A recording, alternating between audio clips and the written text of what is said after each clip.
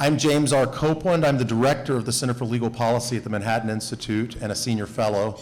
It's my pleasure to welcome you to what is now our 5th annual Proxy Monitor conference, looking at the proxy season for 2015. We have a special guest and a professor who has written an additional empirical study for us this year, so I think it's going to be interesting for our audience to talk about some of these empirical findings. I'm going to hand off right now to my colleague, Margaret Pegg O'Keefe, who is the project manager for our Proxy Monitor effort. She'll give us a brief introduction, and then each of us will go from there. Good morning, everyone. Thank you so much for coming. So, as Jim mentioned, he's the director and senior fellow at the Manhattan Institute Center for Legal Policy, and Jim is going to present his report, or our report, on shareholder activism and corporate governance for 2015. And Tracy Vodke will also be presenting her report, which is related to what our 2015 report. And Professor Wadke is from the University of Tennessee, and she's a research fellow, and the professor of David Sharp, Home Federal Bank of Tennessee, professor in banking and finance. So they'll both be presenting their reports right now, and then we'll have a discussion following the two presentations. Thanks, Peggy, and thanks for everything you do. I want to emphasize at the outset how this is a team effort here. So Peggy and I both appear on the cover of our beautiful reports, but they wouldn't happen without our outstanding editorial and layout team, including David Kimball and Jamie Megas, who's our new layout designer. I think she's done some great work, as you can see here on both these reports. I also want to thank, of course, all the support team that the Center for Legal Policy has, including former Deputy Director Isaac Gorodetsky, who's now the interim director of our Center for State and Local Leadership, newly hired project manager Ralph Mangual, our press officer Catherine Lazarski, Matt Toyer, and of course the senior leadership of the Manhattan Institute, Larry Moen, Vanessa Mendoza, Howard Husuk, Michael Barrero, Lee Harrington, all of whom have made indispensable contributions to what we do in this project generally and for this event today. And a very special thanks to Taisha Camacho and Debbie Azard, our events director, who've put this all together in I think such wonderful fashion. So we're here to talk about the 2015 proxy season as well as corporate governance and shareholder activism. Today we're going to particularly be focusing on the shareholder activism of public employee pension funds, state and municipal employee pension funds, particularly those of New York City and state. That's what I've studied, and in some more detail, that's what Professor Weike has studied here.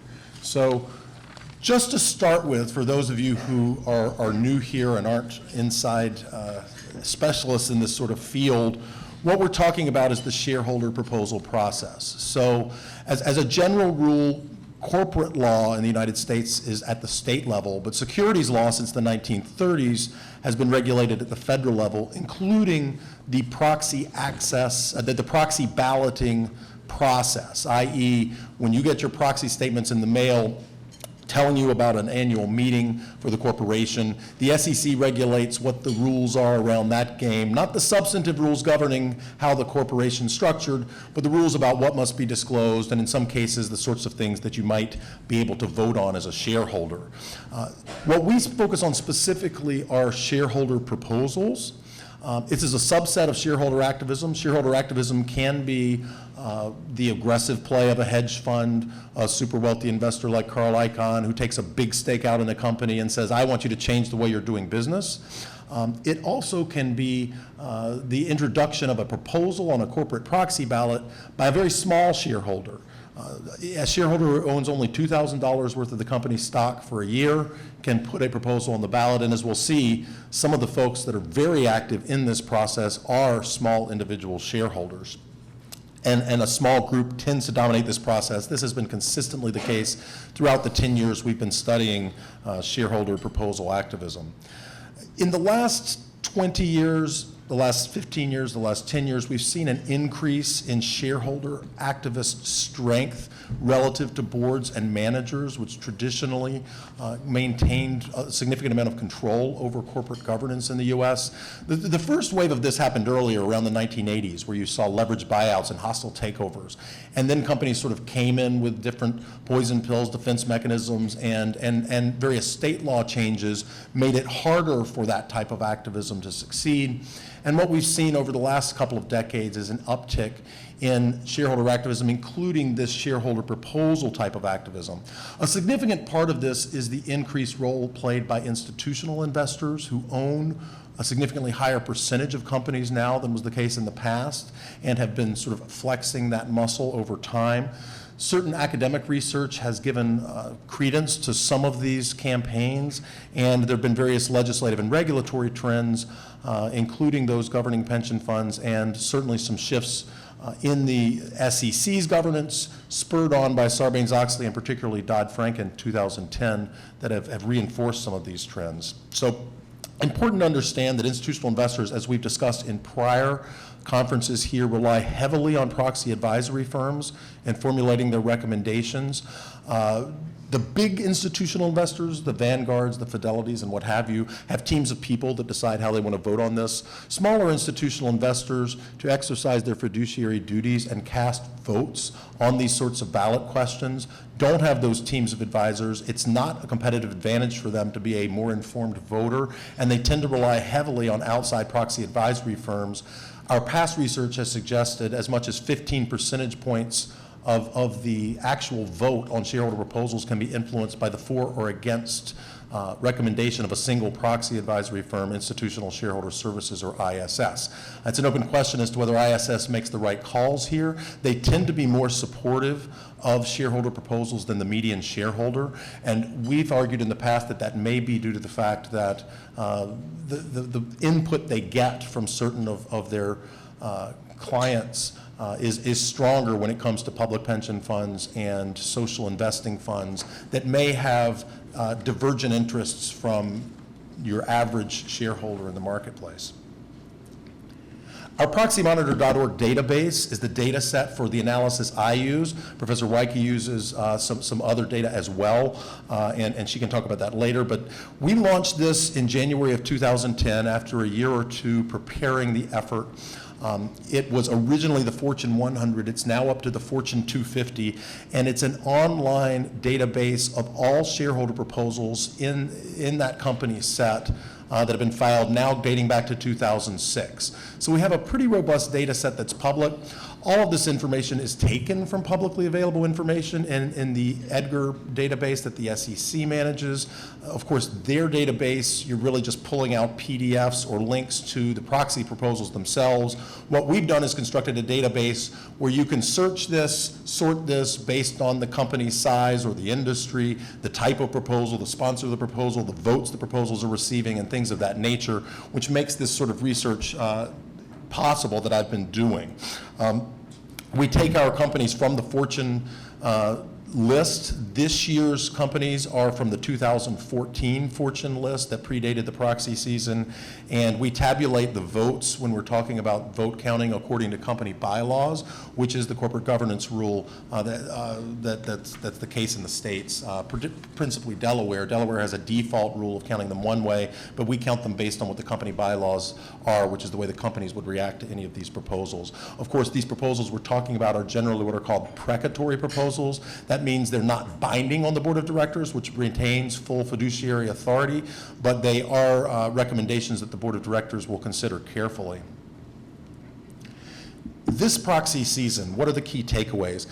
The number of shareholder proposals is up, and the number that have received majority support from shareholders is up. This is principally the result of a single class of shareholder proposals which has been introduced en masse principally by the New York City pension funds. So I've already been reported in one media report today saying I'm praising that effort. I want to clarify for the record, I'm suggesting that that's an extremely significant effort, and I'm certainly suggesting that it's the principal theme of this proxy season in 2015, at least in terms of the shareholder proposal process, but I'm not commenting on whether I think these are good or bad ideas, whether these proposals are the sorts of things that companies or shareholders ought to be supportive of.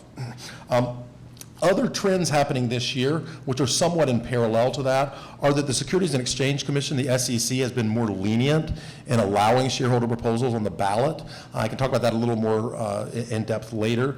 And a plurality of shareholder proposals this year has involved corporate governance issues. That's a change from last year, the last couple of years, when social or policy concerns were a plurality of shareholder proposals. Again, that's principally due to these proxy access proposals that have been introduced by the New York City Pension Fund and other pension funds.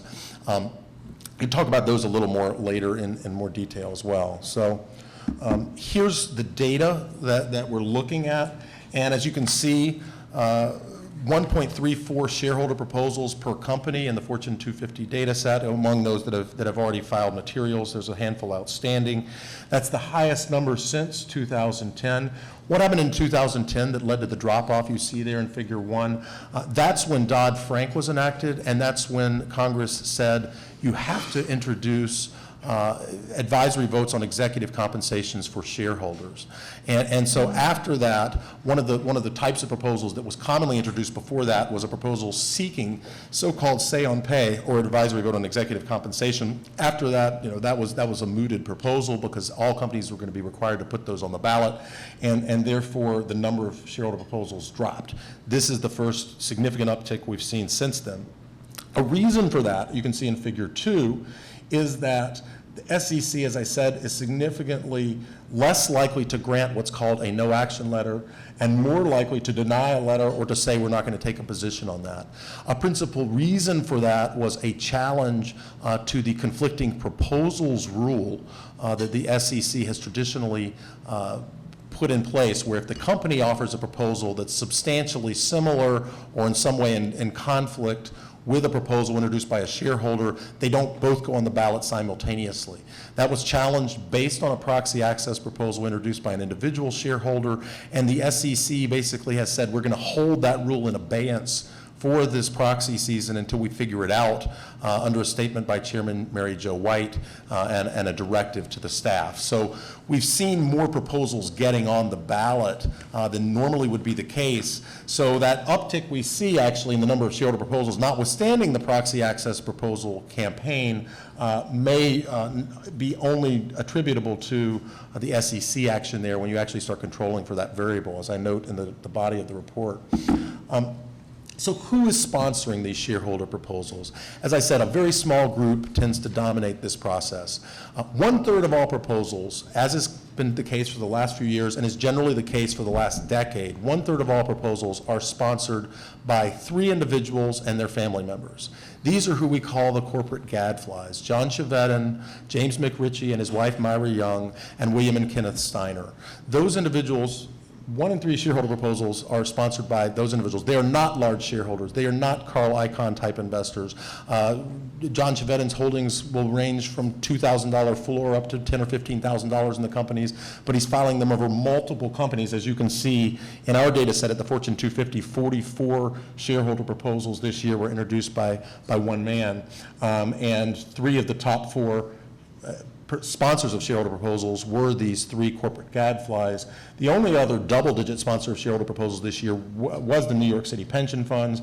Overall, as you can see, about 28% of shareholder proposals were introduced by what we call labor-affiliated pension funds. This includes the state and municipal pension funds, New York City, New York State, and others. It also includes multi-employer pension plans that are for private labor unions like the AFL-CIO and the United Auto Workers Retiree Medical Benefits Trust. The third main class of sponsors of shareholder proposals, as has been the case in recent years, tends to be those with a social investing purpose. Principally, these are social investing funds. As you sow Trillium Asset Management, Walden Asset Management. None of these are sponsoring a huge number of shareholder proposals, but collectively, they're sponsoring about 30% of all shareholder proposals. Included in this group for us are religious affiliated pension funds or investment vehicles associated with a public policy organization or a charity with an express policy or social purpose. And so among those religious pension funds, predominantly what we see are Catholic orders, principally groups of nuns that repeatedly file shareholder proposals, and this has been going on for decades. So those tend to be social and policy proposals, not related in any real clear or direct way, at least, to share value. Those types of proposals, you can see, were 42% of all shareholder proposals this year. 43%, slightly higher number this year, involved corporate governance questions, which can include proxy access. What proxy access is allowing significant shareholders who've held stock for a long time. The SEC rule that was previously promulgated said 3% of the outstanding shares you've held for at least 3 years is the cutoff to be able to nominate a director to the board and get it on the company's own proxy ballot, which is different from a traditional proxy fight and lowers the threshold for those sorts of investors. And we'll talk about that in more detail if you'd like. The other 15% are executive compensation proposals. Principally this year, what we saw were sort of change of control, government services benefits, what are commonly called by critics of the practice golden parachutes, where if a company gets bought out, the executive gets just under 3%, just under a 3 times multiple or something of that effect payout, which is sort of trying to align the incentives of the executive with a potential acquirer. Also, government service benefits. If someone leaves the company to go into government service, often what they'll do is fully vest previous stock awards, which otherwise you probably have to forfeit given conflict of interest rules or things like that. So a number of those sorts of proposals have been on the ballot as well this year. Among these social and policy proposals, 2 big buckets this year, consistent with the last few years. Those involve corporate political spending and lobbying. These are usually, but not always, disclosure types of requests for the board on disclosing various types of corporate political spending or lobbying activity, and environmental related proposals, which are 19% of all shareholder proposals this year. That's a plurality of all if you're looking at these in a more narrow sense, a plurality of all proposals. The proxy access proposals we talked about are 11% of the outstanding proposals. So what do the voting results look like here? We see a significant increase in the percentage of shareholder proposals that get majority support this year. 11%, that's the highest we've seen since 2010. Again, this is driven almost exclusively by the proxy access proposals. As you'll see, the top bar there, 23 proxy access proposals got majority support from shareholders this year. Very small numbers of the others. The 2 in the red are the change of control, accelerated pay, executive compensation proposals I mentioned. A few other corporate governance rules that rarely but occasionally receive majority support. Declassifying the board there, which is sort of a previous generation reform, continues to get a majority support most of the time when it's introduced on a shareholder ballot. This is electing all the directors annually, intended to block a potential takeover defense. If you had a staggered board, it makes it harder for a potential acquirer to put pressure on the company. The political spending and lobbying proposals have gotten a lot of attention in recent years. This is the first year we've seen a decline back in the number of those proposals. As you'll see, starting around 2010, these became substantially more common. That's, of course, the year that the Supreme Court decided Citizens United versus Federal Election Commission, which held that political speech is protected under the First Amendment, even if it comes from a corporation, a corporate form. Obviously, that helped to encourage certain shareholder proposal activism from shareholders that thought that was a problem. All of these shareholder proposals that have been introduced in this space have failed in our data set going back 10 years to get majority support from shareholders absent board support. One of them, the board supported the proposal, and a majority of shareholders did as well. We do see a slight uptick in the percentage vote these are getting this year to 23% from 20% last year. Again, though, it's about in keeping with historical norms. ISS, the proxy advisory firm, is generally for these proposals. Based on our prior analysis, again, that sort of adds about a 15 percentage point bump to the shareholder vote. And so these numbers look significantly smaller if you were to account for that support from smaller institutional investors that are following the proxy advisory firm's recommendation. But there is a slight uptick this year. I wouldn't read much into that. It's largely due to the changes in the types of proposals that are being introduced. In the last few years, we've had more sort of outlier proposals, and these could include requiring a shareholder vote on political spending or prohibiting all corporate political spending, which get low single-digit support from shareholders. They don't get the support of proxy advisory firms. Those haven't been introduced this year, and that's the principal reason why we see a modest uptick in shareholder support for those classes of proposals. Executive compensation advisory votes, we track these notwithstanding that they're not actually shareholder proposals, but when we launched this database, these were coming online new with Dodd-Frank, and we thought, well, we can certainly track these as well and see how shareholders are reacting to the executive compensation that they're being asked to give advisory votes on. As you can see, consistent with recent trends, the overwhelming percentage of these get very high support levels. So figure 27 on the left shows the average shareholder vote as an advisory vote on executive compensation. 91% this year. That's down very marginally from 92% last year, slightly above the 87% it started at in the first year. But by and large, 9 out of 10 shareholders are supporting the executive compensation that is placed before them. Figure 29 looks more at the percentage of companies that are getting some significant shareholder opposition, 30% or more. Again, that's marginally up this year in that sort of 50% to 70% range. Only 5% of the companies this year have fallen in that range. That's up slightly from 3%, but still down from what it was before last year, which may be a slight outlier. The percentage of companies that actually gets a no vote, a majority shareholder vote against the proposal, continues to fall, less than 1%. This year, only one company failed to get majority support for its executive compensation advisory vote. So it looks to us, as it has in recent years, although certain investors are following proxy advisory firms' recommendations, et cetera, part of the reason why we've seen slight improvements in support from the companies may be that they're reacting to those recommendations. By and large, you're not going to get a majority of shareholders supporting or opposing executive compensation most of the time. And when you do, it's probably due to something broader going on at the company, I would imagine. Now let's look at the large public pension funds shareholder proposal activism, which is a real policy relevant piece of this analysis and something that Professor Weiche's done some significant work on here that I hope you will appreciate. These are the 5 largest pension fund groups, not counting the federal public employee pension fund. So these are state and municipal funds from New York City and state, California, the 2 big funds in California, CalPERS and CalSTRS, the teachers and the rest of the public employees, and the Florida State Board of Administration. So collectively, this is about $1 trillion in assets that they manage. That's out of about $3 trillion total among the 200 largest investor groups. So very significant, not necessarily a huge percentage terms ownerships in any of these companies, but a very significant assets under management that they have. They vary, as you can see, substantially in how they approach shareholder proposal activism. Each of these 5 large pension fund groups have embraced some form of shareholder proposal activism over the 10 years we follow in Proxy Monitor. They've done so in varying degrees. The New York funds have been substantially more active.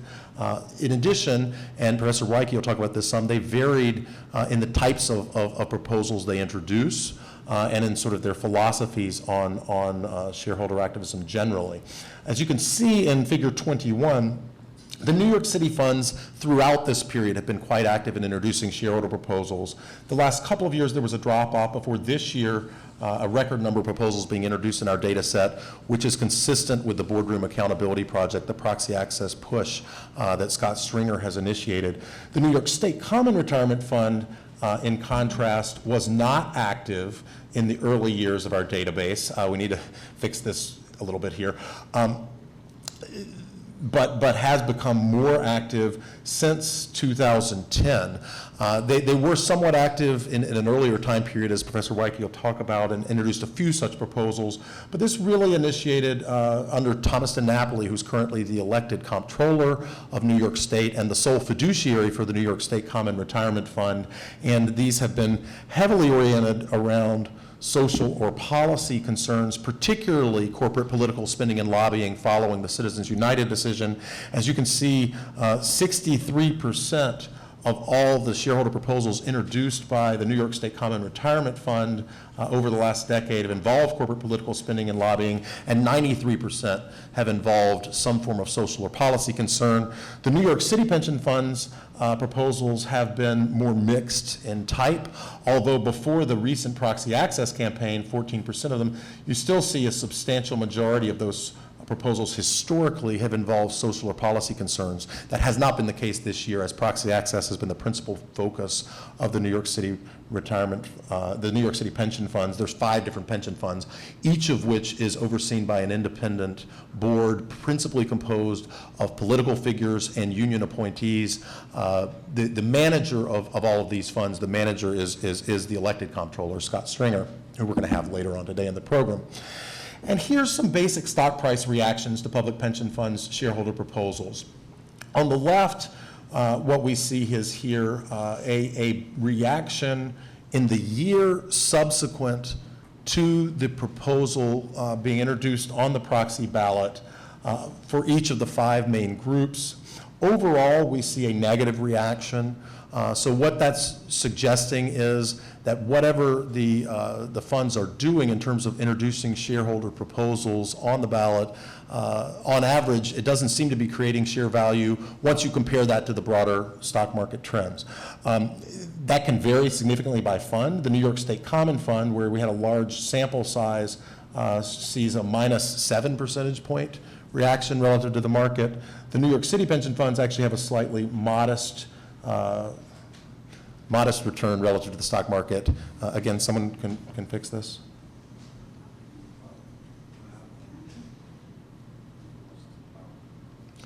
A slightly modest return relative to the stock market over that period. As I discussed in an earlier finding on this, I wouldn't read too much into that. I think it's explainable probably by some anomalous factors in the data. And again, this, I think one of the reasons we wanted Professor Weike to look at this with a more sophisticated methodology, controlling for many factors and looking at broader ownership data, is precisely that we wanted to have a well-controlled sort of study and analysis for the impacts of this shareholder proposal activism. The figure 26, which wasn't up there, but you can see in your report in front of you on page 20, the final page before the conclusion of the report, is just a quick stock price analysis that I did for the proxy access proposals. As Scott Stringer's office emphasized, there have been some studies based on the prior rule that the Securities and Exchange Commission introduced on proxy access. What the SEC did was introduce a rule after Dodd-Frank saying we want proxy access to be required for all public companies, along the lines of the rule that the New York City funds are now pushing.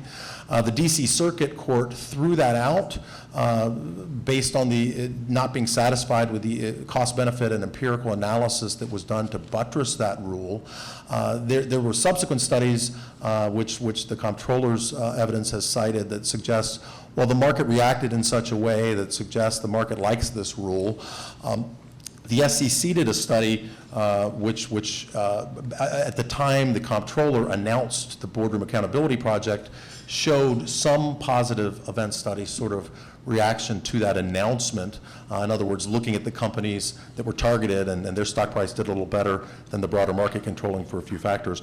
What I decided to do, and what's presented in figure 26, is look at the average percentage stock price change relative to the S&P around the time of the vote at the corporate annual meeting, and compare whether the proposal got majority shareholder support, which would indicate that the board's more likely to adopt that proposal, or whether it failed to get majority shareholder support, which would indicate that the board may go off in a somewhat different direction.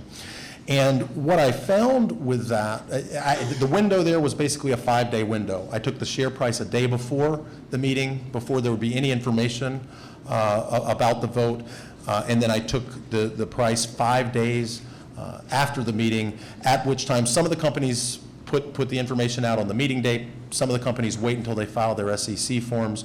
That would encapsulate all the vote reporting, a 5-day window after the report. And then I looked at the change relative to the stock market for that. And what I found was when the proposal won a shareholder majority, that the stock price was 2.3 percentage, the stock price return was 2.3 percentage points lower than the market. And when the proxy access proposal fell short of a majority, it was about a 0.5 percentage point above the market index, which, if it's confirmed with broader studies with bigger data sets and more controls, would suggest that the market's actually reacting negatively to information that these are getting passed. So I think it's significant new information that we ought to consider in trying to determine whether these proposals are actually shareholder value additive, as has been claimed. Obviously, this isn't the final word on this, but certainly the sort of snapshot reaction there, and I do a few robustness checks on that I discuss in the report, tends to lead to that conclusion. So with that summary of what we've looked at, I want to hand it over to Professor Weidke. I hope we'll have her PowerPoint up soon so we can look at her proposal, because she's talking about a sophisticated econometric study, and I want to be able to put it in front of the audience. So thanks. Well, thank you, Jim. I would like to thank the Manhattan Institute for having me here, and I like to do research in the area of corporate governance. This is what I've been working on since I was a PhD student, and so the work I've done for this report actually extends what I did during my dissertation. And what Jim has talked about gives you kind of a snapshot for 2015. What he asked me to do is look over a longer time period and try to do a slightly more sophisticated analysis in terms of controlling for a lot of different factors between the relationship of pension fund activism and firm value. Does this impact firm value? So with public pension funds, you have a really interesting group of institutional investors, because a lot of people claim that these institutional investors don't have the same conflict of interest as other institutional investors with business. They're not trying to cater to business, and so from that perspective, they're independent of the companies, and they're more likely to represent the shareholders. On the other hand, a lot of the managers of these public pension funds are either politically elected or appointed officials, and so they have a different group of constituents that they cater to. And so they may have their own conflict of interest in terms of the type of activism that they take. And so the question becomes, to me as a researcher, empirical.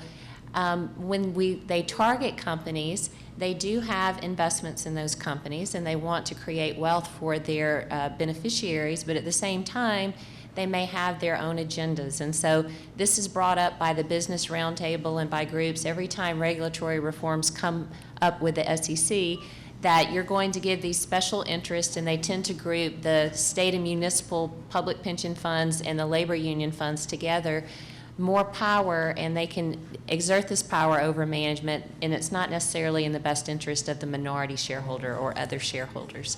And so what I do in the study that I look at is, if you look at institutional investors, there are different types of shareholder activism. So our focus today is on proxy proposals that are sponsored by shareholders. But these institutional investors, they also have focus lists that they post on the website. They sponsor vote no campaigns. So if they're dissatisfied with companies, they encourage other shareholders publicly to withhold votes from directors.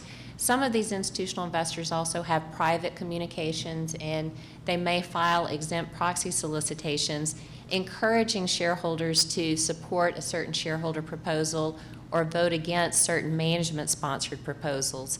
And so when you look in Jim's report, you can see, other than this year for the New York City and the New York State, other public pension funds have become much less active in terms of filing shareholder proposals. And so when you try to figure out what impact this might have on firm value, you get a really small sample size, and it's really difficult to know what goes on behind the scenes. And so what I do in my study is I look at how much of a firm the pension fund owns. I look at their ownership in the portfolio firm as a proxy for the pressure or influence they have over management. And so I use the shareholder proposals that they sponsor simply as an indication of what their motivations are. So for the New York State Common Fund, for example, they primarily file social issue or policy concern proposals. So I just use that as a proxy for the motivation of those particular funds. If you look at CalPERS during my sample period, their shareholder proposals are primarily corporate governance type proposals. Now, there is a variation among the type of proposals that are filed even between CalPERS and Florida. Florida concentrates on the declassified board, very narrow focus, whereas CalPERS tends to look more at voting requirements. And so there are a lot of different things that go on here. And so what I do to look at firm value, and I apologize for the technical difficulty in terms of being able to give you a little bit of an overview, is I look at something that economists call Tobins Q. And essentially all that is I look at the market value of the firm scaled by the replacement value of its assets. And so if you think of a PE ratio for a stock, where the stock price takes in all future expected benefits compared to the current level of earnings, Tobins Q does that kind of for the firm value.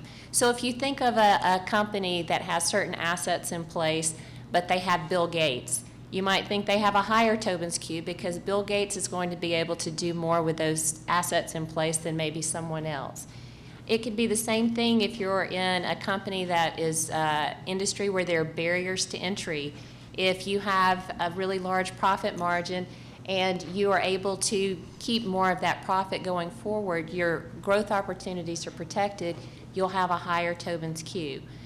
On the flip side, if you have pressure that could be very costly to the firm, if you're in an industry where you have to deal with high regulation or you have cost imposed on you externally, that could actually decrease your firm value because you're having to deal with those costs. And so basically, I use that measure and I control for a lot of other factors that could influence firm value to try to pull out the portion of the firm value that's associated with the influence that these pension funds have on firms that they hold within their portfolio. And so I look, where Jim looks at kind of 2015, I'm using archival data, so I look from the period of 2001 through 2013. And so one of the things that allows me to do is, as these pension funds change the focus of their activism, I can look at different time periods to see if the relationship between firm value and the ownership by these pension funds changes as their type of activism also changes. And so I do separate. Overall, what I find is that there's a negative relationship between relative firm value and ownership by public pension funds. However, it's not consistent for all public pension funds, and it does vary over time according to the focus. And so the most robust, I look at Fortune 250 and S&P 500 firms. I look at two different samples to see if it's sensitive. And the most robust finding is the New York State Common Fund that becomes really active in 2010 to 2013 in terms of filing social issue proposals. I find a negative relationship between their ownership in a firm and firm value only during that latter time period. In the early time period when they're not filing those proposals actively, I don't find the negative relation. For those I don't find a negative relation by ownership of public pension funds that focus on corporate governance proposals. And in certain areas, I do find a positive relation between the ownership by Florida and Ohio. Surprisingly, they haven't traditionally been active in filing shareholder proposals, but in my sample in the S&P 500, they file a declassified board proposal in 2013. I also find a positive relationship between Ohio. In contrast to the public pension funds, I find a positive relationship between ownership by private pension funds and firm value, which appears to be driven by the ownership of CREF. And so while they're not a corporate pension fund, as a professor, I have a choice of whether I want my retirement to go into CREF or somewhere else. So they do have to compete for funds. They're defined contribution. And so they look much more similar in their incentive structure to private or corporate pension funds than they do to the public pension funds. And so I do find a positive effect. And CREF is a pension fund that also will occasionally file corporate governance proposal, and we know that they communicate privately with firms in their portfolio. So just to give you a sense of the impact, I look at the subsample of firms that actually received a shareholder proposal from the New York State Common Fund during the 2010-2013 period, and their firm value is about 20% less than other firms in the sample that did not receive a shareholder proposal. And when I adjust it by industry, look at the relative firm value, it's about 91% lower. So whether the proposal itself is causing that, it's really difficult to disentangle because I'm looking at firm value at a point in time, so it's capturing the aggregate effect of the relationship or the influence that they have, but it's certainly to the extent that shareholder proposals that they're filing at that point in time indicates their motivation or the type of pressure they might be applying on their portfolio firms, indicates that there's a negative effect, that there's some type, even though the proposals are precatory or non-binding, there's some type of cost or pressure perhaps associated with this relationship.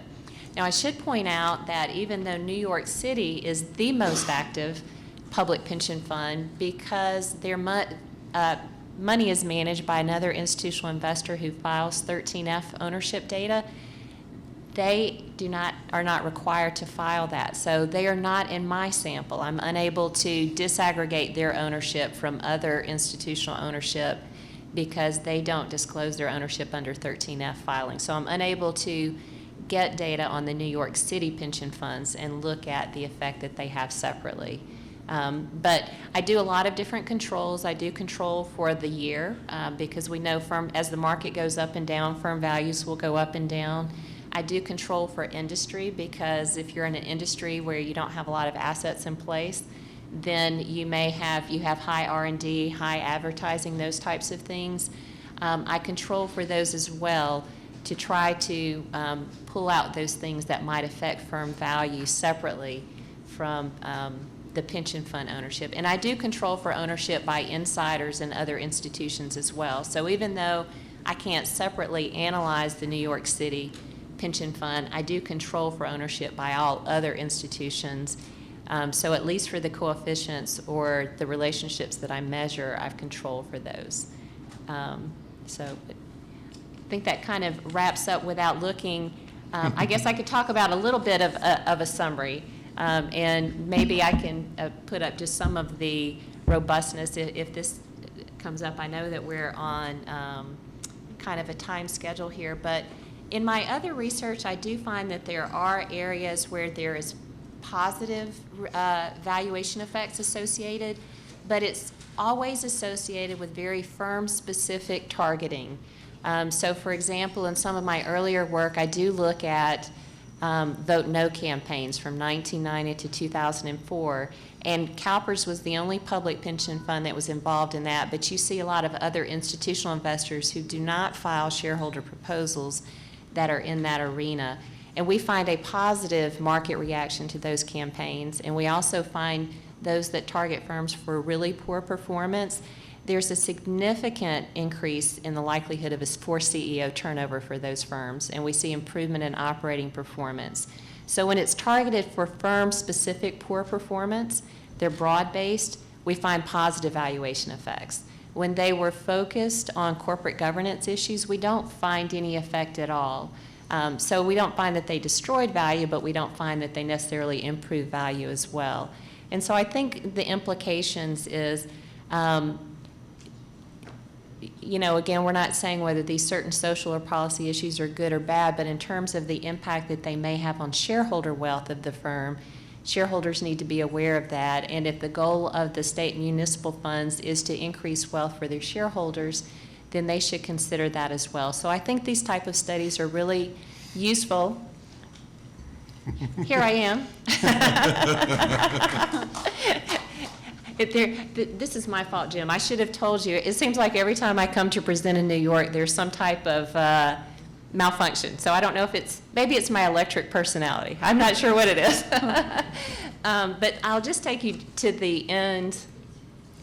So I talked about the different forms of, and I do use lagged ownership here too, so I do try to look at ownership by these institutions before I measure firm value, so I'm not capturing whether they're investing in these firms after the fact. And so I talked a little bit about the social issues and that we don't find the negative relationship between those pension funds, ownership by them that primarily focus the corporate governance. And you can see the correlation between the two different samples. The results are pretty consistent between those that do the social issue focus in the New York State Common Retirement System.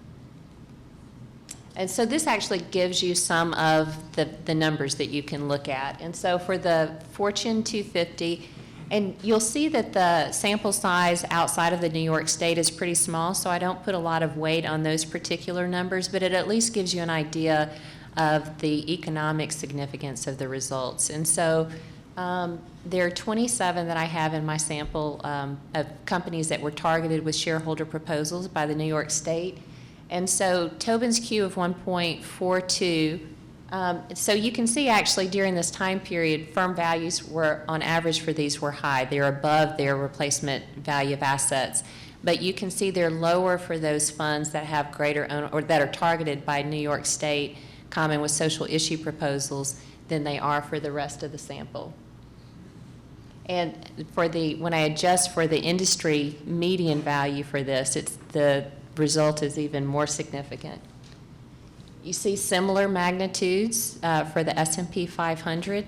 And then as a robustness check, I just concentrate on firms during the same time period of their focus, just to make sure that the results are not driven by different time periods here. And so you see that the results are still really consistent for the New York State in terms of the difference between their relative firm value and those for other companies that were not targeted in the sample during the same years or time period. And here I also give you an idea of the types of proposals that they file. So for the New York State, in the S&P 500, they actually, in the 2001-2002 time period, filed mostly McBride principles. In the later time period, it's primarily political spending, environmental, and some discrimination in terms of both of these settings. CalSTRS has a mix. They do a lot of social issues. I think only social issues in the Fortune 250. They do actually sponsor some corporate governance proposals in the expanded S&P 500 sample, where Florida only sponsors classified board proposals to declassify the board, and CalPERS is primarily either compensation or voting related. Okay, so again, just kind of the summary. We find the negative evaluation effects primarily when public pension funds are focusing on social issue proposals. That's the most robust result. And I don't have ownership. It would be really interesting to look at New York City because we do see definitely a shift in the strategy of the type of proposals that they focus from earlier, which were primarily social issue, to now they've started looking more at proxy access. And so it would be really interesting to look and see if the relationship between their ownership and the influence they have over companies also changes over this time period. And we do, however, find some evidence of positive effects for the relationship between the influence that CREF in certain time periods Florida and Ohio have with the firms. So kind of what are the implications? Again, they do have responsibility for trying to raise retirement money for their beneficiaries. And so for their investments, think it's important for these funds and also for others to be aware of the potential negative relationship that certain types of activism have. And so I think the more that we know about this, the more transparent they are about what they're doing, then perhaps activism can become more effective for everybody. And also, as I mentioned earlier, I think firm-specific targeting, where it's clearly based on firm performance or poor performance, rather than some broad corporate governance issue, tends to be more successful in creating wealth for shareholders. Because corporate governance structure that could be really good for one firm is not necessarily great for another firm. These things tend to be very firm-specific in the industry, the competition, the type of CEO that you have in place. And so trying to do the one-size-fits-all can be problematic. And so when you just take a stance and target based on an issue, that doesn't necessarily, even if it might be appropriate for one firm, it's not necessarily appropriate for all firms.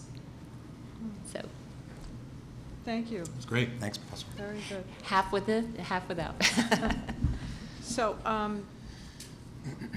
Jim, you were talking about some of the state officials and the motivation for the public pension funds, and why do you think that they are going behind some of these, pushing some of these types of issues? Yeah, I think, of course, we don't know for sure what motivates the officials who are driving these. The New York City funds have been express about how they're targeting companies. So they had a published screening criteria that was really along 3 dimensions. So the companies they targeted with proxy access proposals, they did so because the executive compensation advisory vote signaled some shareholder dissatisfaction in the prior year with executive compensation. B, the company seemed to be having a significant environmental impact, a climate change impact, and then C, whether the company had a more diverse board in terms of gender. So they were targeting companies that had fewer female directors on the board. This, to me, is one of the more troubling aspects of the campaign that the New York City funds have launched. The executive compensation metric, I think, is a reasonable sort of proxy for shareholder dissatisfaction. The other 2, I think, have an attenuated relationship at best with share value.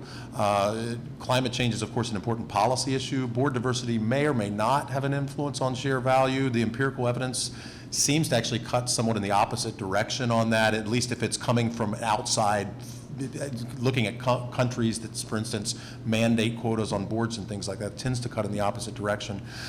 But I think they're at best attenuated in their relationship with share value, or negative. I mean, if you're going after oil companies on climate change, what exactly do you want them to do to get out of the business line they're in, creating value for shareholders? Seems a bit counterintuitive to me, and I think that sort of reinforces some of the D.C. Circuit's concerns about proxy access, that this might be used as a tool by investors with a political orientation to try to influence companies on social or policy grounds or other political grounds that are not consistent with efficient markets and efficient and facilitating capital formation and the sorts of things that the SEC tends to worry about. So that's a concern, and I think the voting results that I look at also sort of amplify that. But again, there's other empirical evidence out there. I don't have a firm position on the merits of these proposals, and I think I tend to sort of follow along the lines of what Professor Weike is saying, is that it's really sort of a case-by-case basis rather than a one-size-fits-all approach. But the fact that there's a social or policy orientation on the screening methodology for the New York City funds does concern me. Outside the New York City funds, they don't have an express reason that they state for why they're targeting a company or not. I do have concerns, though, when you start looking at the other public pension funds or labor-affiliated funds that filed shareholder proposals this year, and I outlined some of those in the report. So those other labor pension funds were targeting community health systems, Kohl's, McDonald's, Walgreens, Boots Alliance.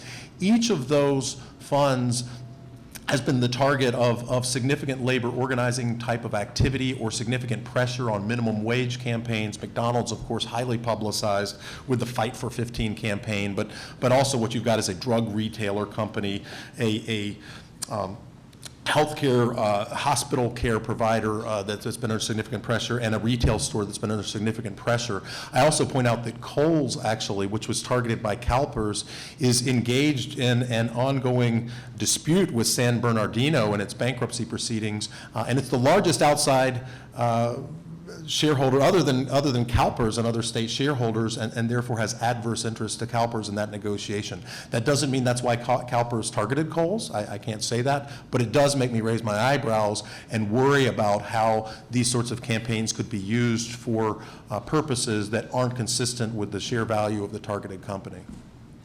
Thank you.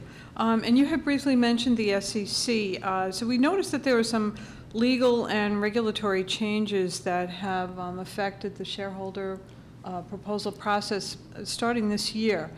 Could you just briefly touch on that? Exactly. There are two principal ones at the federal level that I think are worthy of note. One I alluded to, and that's the conflicting proposals rule. Traditionally, the SEC had a rule that a company could exclude shareholder proposals if it had its own proposal that was substantially similar to or conflicting with the shareholder proposal.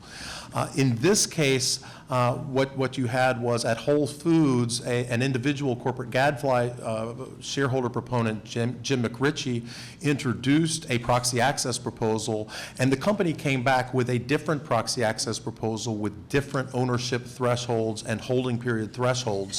The SEC staff initially said, we're going to take no action if you exclude that proposal. McRitchie got upset. Some of the institutional shareholders that support proxy access got upset, and the chairman of the SEC, Mary Jo White, backed the SEC staff off that position and effectively forestalled enforcement of that rule, the conflicting proposals rule, throughout this proxy season, which is one reason why you saw a lot more proposals getting on the ballot, even when they were being challenged, where the company was going to the SEC and saying, can we exclude this proposal? The SEC was more hesitant to say yes this year.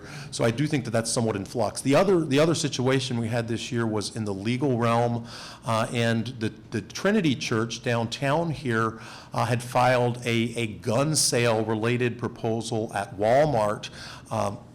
The SEC had said you can exclude that under the ordinary business exception. And what the SEC has traditionally said on this is they say these social or policy proposals can get in, but they can get in if they're your principal line of business. So if you're a gun company, you can get a gun proposal. If you're a tobacco company, you can get a tobacco-related proposal. But you can't go to a retailer and start targeting each type of thing they're selling, which is more an ordinary business choice. That's the way the SEC had long handled this. The initial district court decision there agreed with the church and said that that had to be included on the ballot. Walmart appealed, and the Third Circuit Court of Appeals, right at the beginning of the proxy season, came out with a ruling that affirmed the more traditional understanding of the ordinary business exception rule. The full opinion, which came out in the summer on that, I think leaves open a lot of sort of question and ambiguity about what this rule means going forward. It's something that I and some other scholars that are going to be looking at in the upcoming year, but it certainly has created yet another sort of layer of uncertainty about when companies have to take these proposals on the ballot and how many things shareholders can actually put up for a vote that may not be that clearly related to the company's overall structure or corporate governance or business model. Thank you. And then either of you, Professor Wadke, we were talking about the policy implications for state officials overseeing the pension fund. So do either of you want to speak to how you see that? Do you want to go first? You can go first. Well, we have the same problem with CEOs of companies, right? So I think a lot of it comes down to incentive structure and maybe a lot of it in terms of accountability and transparency. So I think the more research that we do, just to give you an example, so early on, in the early 2000s, CalPERS was focusing on these Vote No campaigns, and they were primarily very discriminate in terms of the firms that they targeted publicly against their board of directors. They were broad-based about mostly poor performance, some about firms that ignored majority votes. But in 2004, the head of CalPERS had very close labor union ties, and so they almost held vote no campaigns against a huge portion of firms in their portfolio. So between CalPERS and the unions in 2004, they had very focused vote no campaigns. One went with against all compensation committee members if they felt like the CEO had excess compensation, and the other went against the entire audit committee if they felt like there was an auditor conflict at the company. So really broad stream. There was a huge backlash against that, against CalPERS, and so they did change the leadership within CalPERS, and they also changed back to their different types of activism. And so I think in terms of the policy implications, the more research, the more we understand the impact that this type of activism has.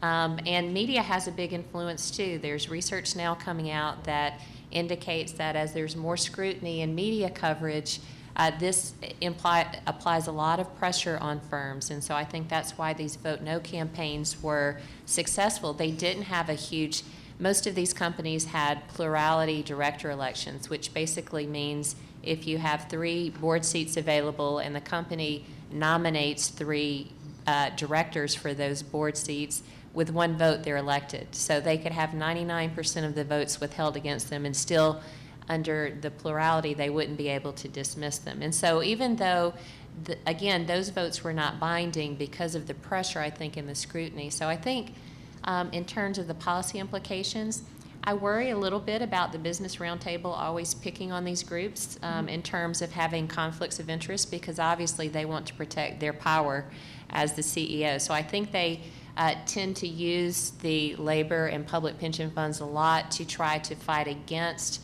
regulatory reform.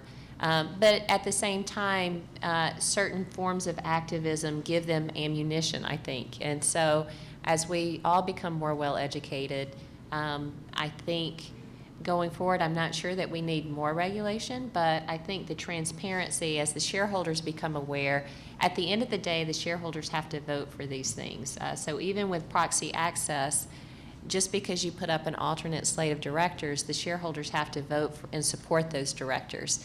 And so there are we have a lot of institutional investors out there that are very well aware of what's going on, and a lot of our companies are doing a good job. So I think it's a good balance, and you don't necessarily want to over-regulate, but perhaps increase transparency.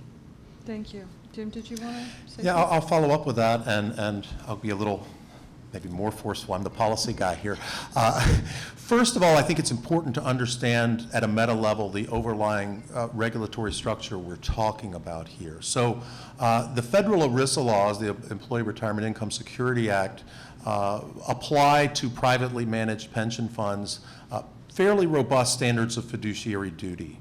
They do not apply to state and municipal public employee pension funds. Now, the reason for that is pretty clear. It's federalism reasons. Congress doesn't want to step on the toes of the state governments. I think that makes perfect sense. But the state governments, by and large, may not have anything like the sort of federal ERISA standards that apply to their own funds. And so I think it's very important for state policy members to think about that and to think about what fiduciary standards they want to have. Secondly, sort of the board oversight structure. I mean, what is the robust takeaway from Professor Weidke's study? It's that the New York State Common Retirement Fund had a very negative relationship with share value over the period they were actively filing shareholder proposals under Tom DiNapoli. Well, what's somewhat unique, not completely unique, they're not the only one like this, what's somewhat unique about the New York State Common Retirement Fund? The sole fiduciary of the New York State Common Retirement Fund is a partisan elected official. He has complete fiduciary authority over the fund. What that means is that if the Supreme Court comes out with a decision like Citizens United, he's a Democrat elected partisan, and he wants to target various companies to try to browbeat them about political engagement. He can do that and do that without a real penalty per se. And that may be something because New York's a Democrat state the constituents wouldn't be that upset about, but they might be upset if it's actually adversely affecting the returns on their portfolios, which is going to hit the taxpayers or jeopardize the long-term pension stability for the public employees and retirees. So I think that's something that's quite concerning, and something that, in terms of the overall structure of how these pensions are managed, ought to be thought about. Third, substantively, what's the policy takeaway here? Well, these social and policy issue types of campaigns seem to be associated with negative share value. So again, I mean, what was the principal reason? 63% of all the Fortune 250 shareholder proposals we tracked from the New York State Common Retirement Fund were about a single issue: corporate political spending or lobbying. In some of my prior work, I've shown that in general, those proposals were targeted at companies where the executives and political action committees were more favorably inclined to support Republican candidates for office. So what that suggests is that there may be a political motivation here.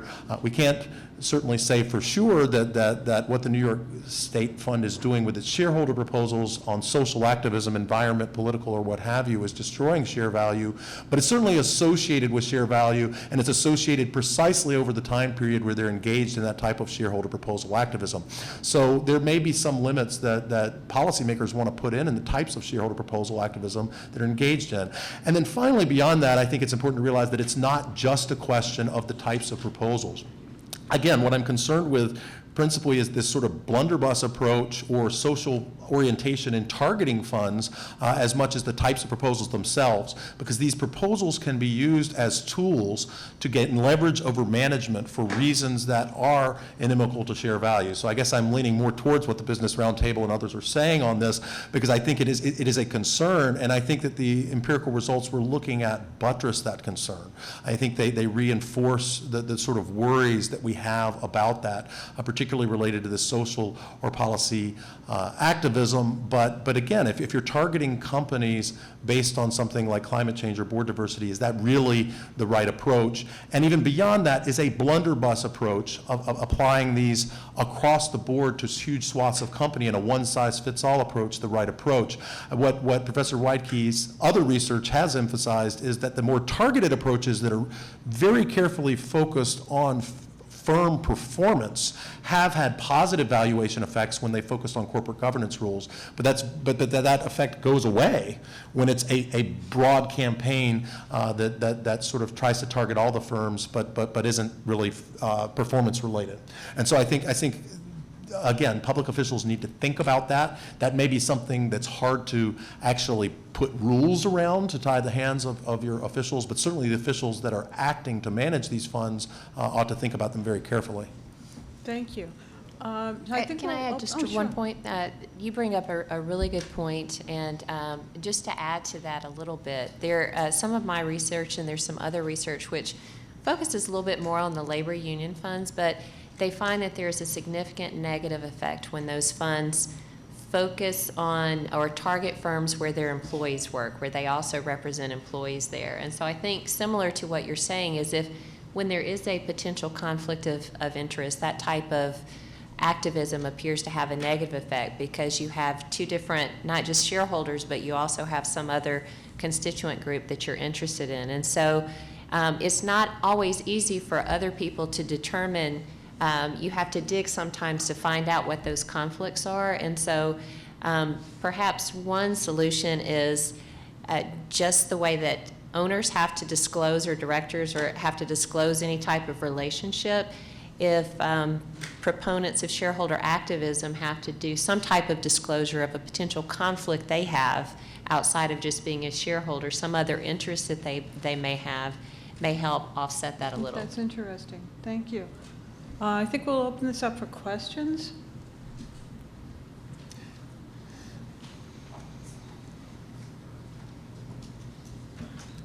Yeah, I'm still trying to, Steve I from the Manhattan Institute, I'm still trying to understand just why New York's funds are so much more active than other funds. I mean, I understand New York is a blue state, but there are other blue states, there are other states that have ambitious comptrollers and treasurers who might like to run for mayor or governor someday.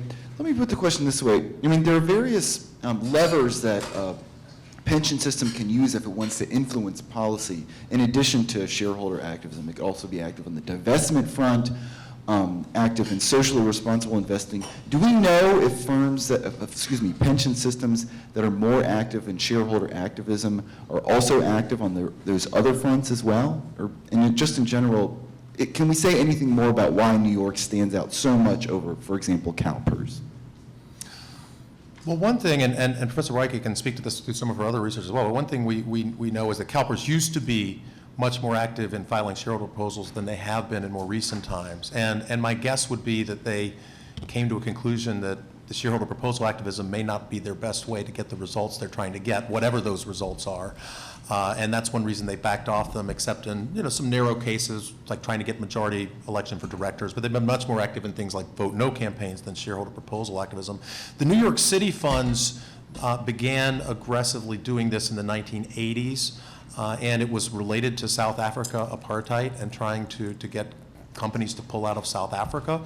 And so it was political to some degree from the outset. My guess would be that it's somewhat idiosyncratic to New York City politics. I don't know if there are clear explanatory factors in terms of the fiduciary duties, the governance structures, and other things that might explain why some of the other states don't do it.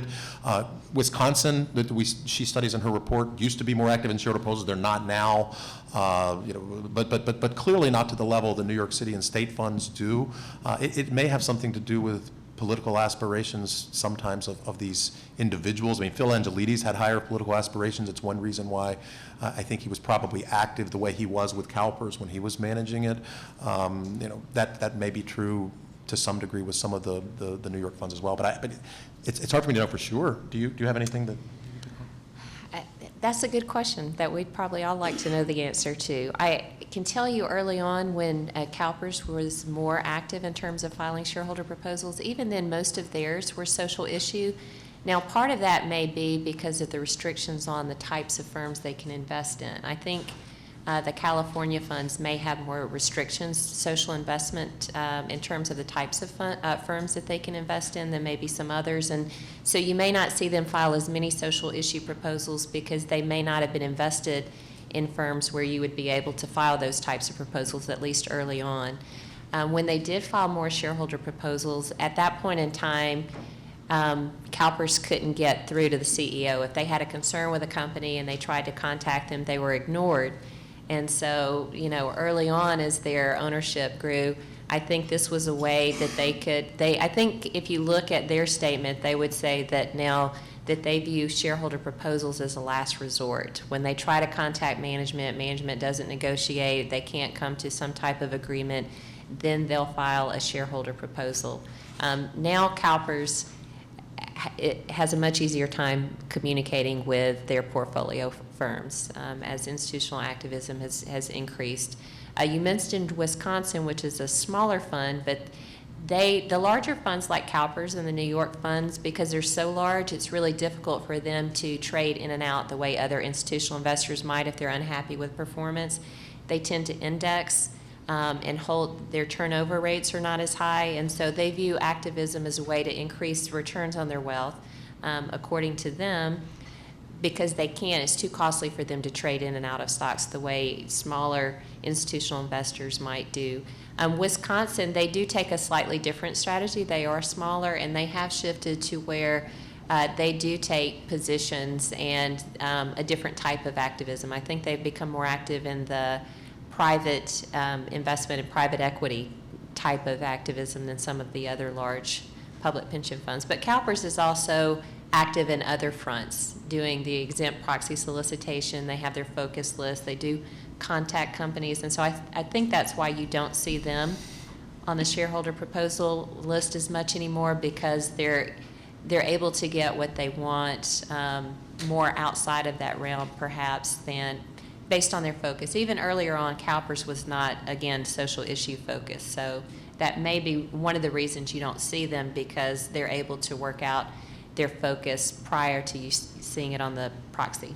I mean, to that point on the exempt solicitation front, I mean, it's worth pointing out every one of the New York City proxy access proposals, CalPERS filed jointly with New York City a exempt solicitation form, so that they were actually actively working with New York City to try support to support that proposal. So even if they're not sponsoring a proposal, they may be active behind the scenes on some of these proposals, which is one of the values of Professor Weiche's methodology, because she's taking ownership in the companies from the funds, which will pick up things that may not be screened out for in their actual shareholder proposal activism. So that's one value in the methodology that she's picked up. Thank you. Anyone else? William Janus, Fordham Law. A question, given the push for climate change and Pope's encyclical and UN summit, do you envision a day where a private pension plan could be sued for breach of fiduciary duty for not factoring in environmental issues into investment decision making? I believe there was a potential, or it was coming to fruition in England, where a private pension plan was being sued. So I was just curious on your take here, given the push for a uniform standard on fiduciary duty. I mean, I'm certainly not an expert on British corporate governance law. I think it would be hard to win a suit. I think it'd be hard to win a suit in this country on this. That doesn't mean they won't be filed. I mean, a shareholder suit is filed more than 90% of the time after any merger announcement in this country. So precisely because, unlike Britain, we don't have a loser pay system, and because of the magnitude of these sorts of suits, they almost inevitably are going to settle. So they can very much be the sorts of suits that just result in a payout regardless of the underlying merits. So I think it's not. It wouldn't be surprising if some are filed. It wouldn't be surprising if there are some settlements perhaps in some of these. Some companies may fight this on the merits, particularly if you're an oil company, you're going to fight this on the merits. But I think it would be, but if you're filing it against a pension plan for not doing this, that, or the other, I mean, it'd be hard to win the suit. But I think it wouldn't shock me if we see them. On that shareholder litigation front, I just want to point out to the audience, it's one more legal change that I haven't mentioned yet this year. It reported last year that the Delaware Supreme Court had come out with a rule permitting a fee-shifting bylaw for securities litigation. The Delaware legislature this year basically overturned that, so you won't be able to see new fee-shifting bylaws for Delaware corporations this year. So that's just something people may be interested in. It's a little off topic for the proxy access and Proxy Monitor public pension plan stuff. So we're basically running out of our time. We want to be able to give you a short break before the comptroller gets up here and give our staff time to set this up. I thank you all for coming. We think this is really interesting. We're very excited about Professor Weiche's research, which we think really complements the sorts of questions we've been asking about public pension fund shareholder proposal activism. And I look forward to putting the comptroller of New York City, who's the most active in that area this year, to questions in a little bit. So please stick around. Thanks. Thank you.